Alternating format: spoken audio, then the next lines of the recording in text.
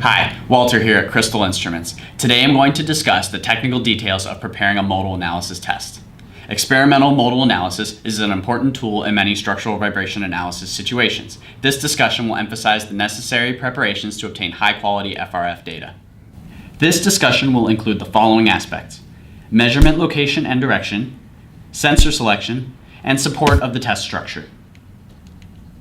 The purpose of modal testing is to acquire the FRFs based on the mesh model of the structure under test. This step is crucial because the success of modal analysis relies heavily on the quality of measured FRF signals. Without high-quality FRF data, no matter how advanced or powerful the modal parameter identification algorithm is, it is not possible to obtain reliable modal parameters. Before starting the data acquisition, the degrees of freedom must be specified. Degrees of freedom is a term used to describe a point number and its direction. We use the term point to refer to a measurement location on the structure under test. At each point, there are three translational directions: X, Y, and Z. Usually, the structure under test is more complex than a simple plate.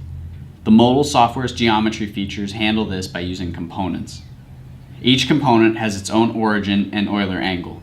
This ensures each component can use its own local Cartesian coordinate system for directions. Regardless of the test type, sensors always play an important role in ensuring top quality measurement results. A commonly used sensor type is Iepe sensors. The dynamic range of an Iepe sensor can be a limiting factor in the quality of FRF measurements, so it must be ensured that the signal-to-noise ratio is as good as possible. Iepe sensors have a plus or minus 5 volt full-scale voltage. A good rule is that the maximum voltage from a sensor should be at least 0.5 to 1 volt. Accelerometers usually have a high sensitivity, around 500 to 1000 millivolts per G. Since Iepe sensors have a fixed measurement range, it is necessary to keep force sensors with several sensitivities in your lab equipment. With these force sensors, the proper sensitivity can be chosen for each test. This also applies to the impact hammer.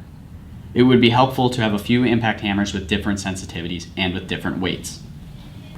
Another consideration is whether to use a few sensors which will be roved over the structure, or to use enough accelerometers so that all of the sensors can stay on the structure during the measurements.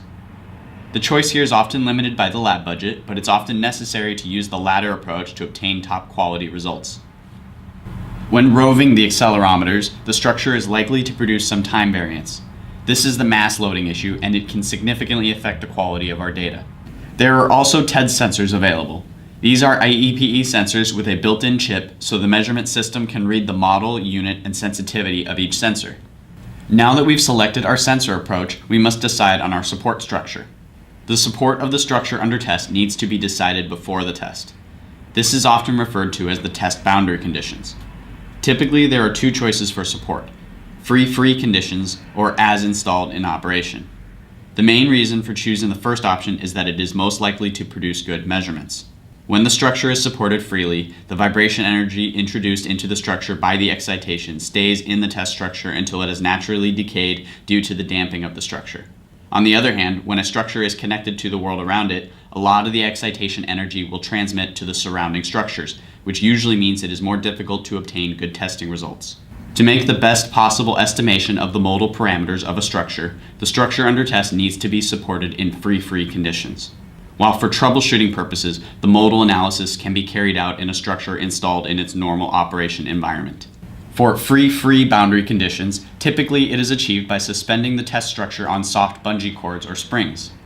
Depending on the size and weight of the test structure, the bungee cords can vary in size and stiffness. The suspending bungee cords should be soft enough so that the vibration levels of the 6 rigid body modes are less than 1/10 of the first flexible mode. This is particularly important when testing and suspending long, slender objects. In general, this type of structure should usually be hung vertically to make it more likely that the rotational rigid body mode along the long axis becomes sufficiently low. For long, slender structures hung horizontally, there will be a large risk that the rotational rigid body mode will exhibit a relatively high frequency due to the small mass moment of inertia. When using bungee cords to support the structure under test, the bungee cords should not touch the structure directly. This is likely to add damping to the structure. Instead, the structure under test should be hung in regular rope of thin steel thread, which is then connected to the bungee cords.